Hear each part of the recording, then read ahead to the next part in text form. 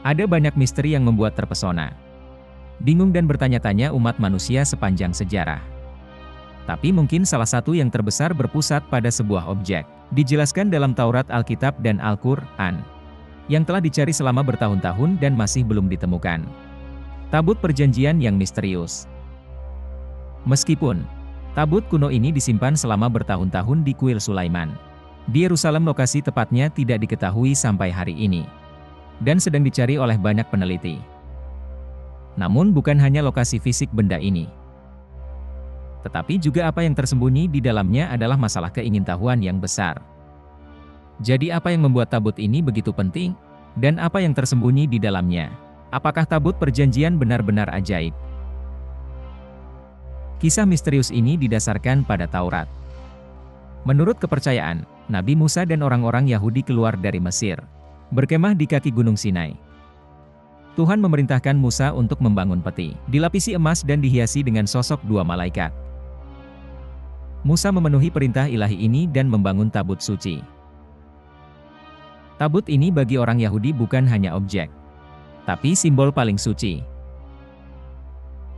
Setelah pembuatan tabut itu bepergian dengan orang-orang Yahudi dalam banyak perjalanan di padang pasir selama 40 tahun. Akhirnya ketika orang-orang Yahudi mencapai penyelesaian, mereka menempatkan tabut di ruangan khusus, di tenda suci yang disebut Mishkan.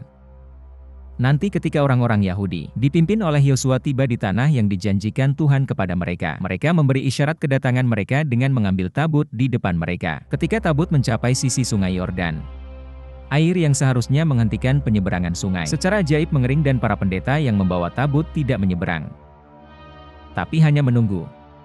Ketika orang-orang menyeberangi sungai dan mencapai sisi lain, tabut juga menyeberang. Dan ketika sungai mengalir lagi dan kembali ke aliran normalnya, tabut menyeberangi sungai.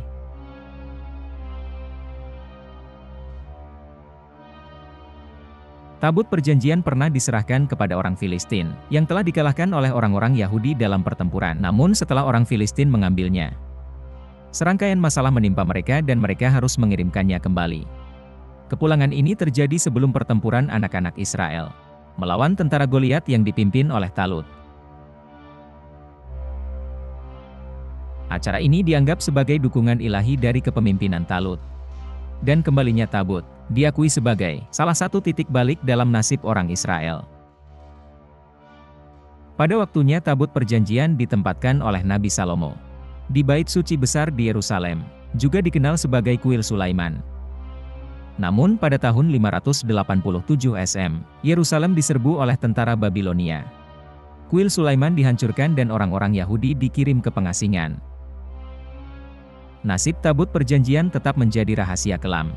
Sejak itu, ini adalah bagaimana salah satu misteri terbesar dalam sejarah manusia dimulai. Tabut perjanjian yang misterius adalah rahasia, yang bahkan telah menemukan jalannya ke dalam Al-Quran. Dalam 248 ayat surat Al-Baqarah, dikatakan Nabi berkata kepada mereka, "Tanda pemerintahannya adalah kedatangan tabut perjanjian kepadamu. Di dalamnya ada tanda dari Tuhanmu. Sisa dari apa yang ditinggalkan keluarga Musa dan Harun. Dibawa oleh malaikat." Dalam ayat ini petunjuk penting diberikan tentang apa yang ada di dalam tabut. 10 perintah yang ditulis pada 2 tablet. Tongkat milik Nabi Harun dan bejana kekuasaan. Hal yang menakutkan tentang tabut ini adalah bahwa teks kuno memberitahu kita bahwa mereka yang menyentuhnya, entah bagaimana meninggal atau tertular penyakit. Untuk alasan ini Tuhan memberitahu Musa bahwa hanya Lewi, keturunan Kohat bisa membawa tabut perjanjian. Dan mereka harus melakukannya dengan pakaian khusus. Menurut teks hanya orang Lewi yang diajarkan informasi ini.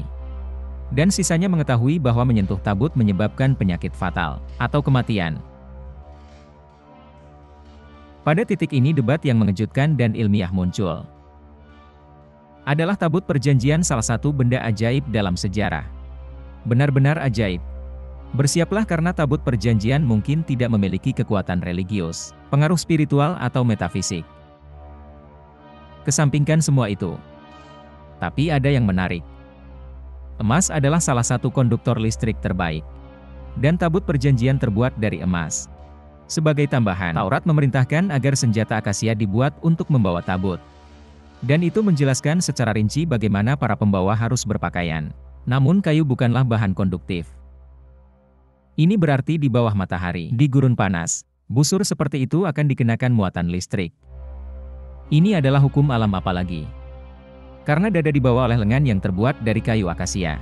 Jika tidak dapat melepaskan listrik, siapapun yang menyentuh dada bisa disetrum sampai mati. Ketika tidak terlindungi, ini adalah kenyataan umum dalam kehidupan kita sehari-hari.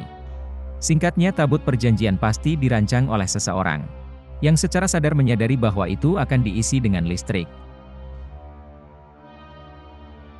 Juga siapapun orang ini, dia harus tahu bahwa senjata yang digunakan untuk membawa tabut perjanjian lengan kayu tidak konduktif, sehingga muatan listrik akan menumpuk di tabut. Dan mereka yang menyentuhnya tak terkendali akan menerima kejutan mendadak. Namun jika peti ini diisi dengan terlalu banyak listrik, itu jelas akan memancarkan percikan api, menghasilkan penampilan yang jauh lebih cerah dari biasanya. Bayangkan bagaimana perasaan orang-orang zaman kuno, dan betapa terkejutnya mereka dengan situs seperti itu. Dan lagi peti emas diisi dengan listrik statis seperti itu, akan bertindak sebagai penangkal petir. Itu saja akan menarik petir dengan sendirinya. Kita tidak perlu heran bahwa pesta visual ini memiliki efek yang luar biasa pada orang-orang dan bahwa mereka menganggap peti itu suci. Dalam banyak deskripsi dan teks kuno, dijelaskan bahwa tabut perjanjian menarik petir, bahwa mereka yang menyentuhnya mati, dan bahwa mereka yang berada di sekitarnya untuk waktu yang lama mengenakan pakaian tanpa pelindung menjadi sakit. Maka pertanyaan setidaknya sama menariknya dengan tabut perjanjian. Datang ke pikiran, siapa yang tahu 3000 tahun yang lalu bahwa emas menarik muatan listrik seperti itu? Dan siapa yang tahu metode menggunakannya? Mari kita periksa poin ini. Orang Israel membangun tabut perjanjian ketika mereka meninggalkan Mesir.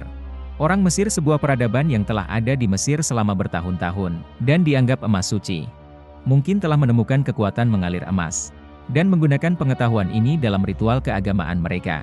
Pembuat tabut perjanjian mungkin dipengaruhi oleh pengetahuan Mesir ini, karena desain dan penggunaan bahtera didasarkan pada tubuh pengetahuan yang cukup besar. Ketika kita melihat hieroglif Mesir kuno, kami melihat peti yang mirip dengan tabut suci perjanjian, yang menunjukkan bahwa budaya peti emas ada di Mesir kuno. Namun, tabut perjanjian dianggap sebagai komoditas paling suci untuk orang Israel, dan penemuannya akan menjadi penemuan besar bagi semua agama. Namun, ada banyak teori dan spekulasi tentang di mana tabut berada, dan mengapa tidak pernah ditemukan. Setelah Babilonia menginvasi Yerusalem di 587 BC, dan menjarah kuil Sulaiman, tabut perjanjian hilang. Namun, tidak mungkin orang-orang Yahudi akan kehilangan benda suci seperti itu. Karena jika itu jatuh ke tangan orang Babilonia, ini pasti telah direkam dalam teks-teks Yahudi. Namun, tidak ada jejak tabut perjanjian selama 25 tahun. Salah satu klaim tentang tempat persembunyiannya adalah bahwa itu tersembunyi di terowongan bawah tanah Yerusalem. Diketahui bahwa kota Yerusalem, terutama kuil Sulaiman, ditutupi dengan 6 terowongan besar. Sepanjang sejarah dari ksatria Templar hingga penguasa Muslim, bahkan para penguasa Muslim melacaknya di sini, tapi tidak ada yang bisa menemukannya. Klaim lain adalah bahwa tabut perjanjian mungkin telah disembunyikan di Ethiopia, dan klaim ini terkait dengan kisah Belkias, Ratu Sheba yang disebutkan dalam Taurat, Alkitab, dan Al-Quran.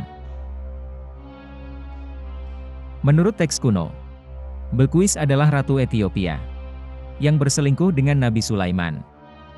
Ketika dia dewasa, dia dipanggil ke Yerusalem oleh Salomo, dan dikatakan telah menukar busur sejati dari Kovenan untuk yang palsu, membawa yang asli ke Ethiopia. Pulau Tanah Cericos di Ethiopia dihuni oleh biksu Kristen yang bersumpah, yang jarang berinteraksi dengan dunia luar.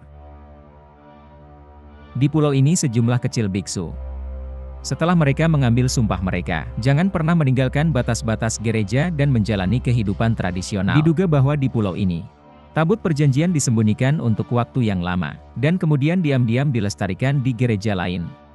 Komunitas Kristen Ethiopia sangat yakin dengan cerita ini, bahwa salinan simbolis dari tabut perjanjian disimpan di setiap gereja. Klaim lain adalah bahwa tabut perjanjian mungkin tersembunyi di kota Antiokhia. Antiokhia adalah sebuah kota di tempat yang sekarang disebut Turki dan sering disebutkan dalam Alkitab. Antiokhia dikenal sebagai pintu gerbang antara Yerusalem dan Anatolia, dan merupakan pusat penting, sering dikunjungi oleh para murid Yesus. Di beberapa sumber Islam, dikabarkan bahwa tabut perjanjian harus diambil dari sini. Tapi juga ada rumor bahwa itu akan diambil dari dasar Danau Tabalaya, dekat Israel singkatnya.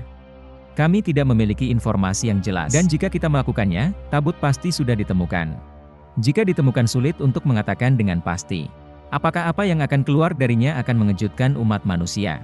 Tapi kami yakin itu akan terjadi. Salah satu penemuan arkeologi terpenting dalam sejarah. Setidaknya narasi mitologis akan menjadi kenyataan. Dan itu akan berisi versi pertama dari 10 perintah, terukir di tablet batu, serta barang-barang pribadi para Nabi Musa dan Harun. Tidak jelas apa barang-barang ini atau apakah masih ada di dalamnya. Tapi ini akan menjadi penemuan yang paling menarik.